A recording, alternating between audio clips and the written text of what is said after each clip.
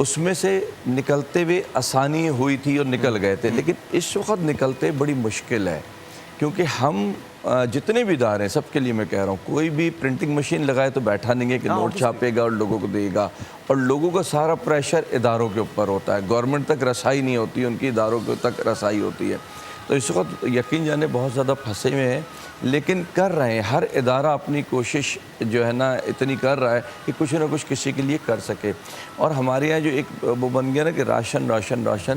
Ration ہی issue نہیں ہے، لوگوں کو دوائی دینے والا کون ہے؟ کوئی ہے جو دوائی دے رہا ہو، کوئی ہے جو اس کے لیے گھر کا بندوبست کر رہا ہو، رینٹ کا بندوبست کر رہا ہو، جو مالک مکان ہے وہ اپنی جگہ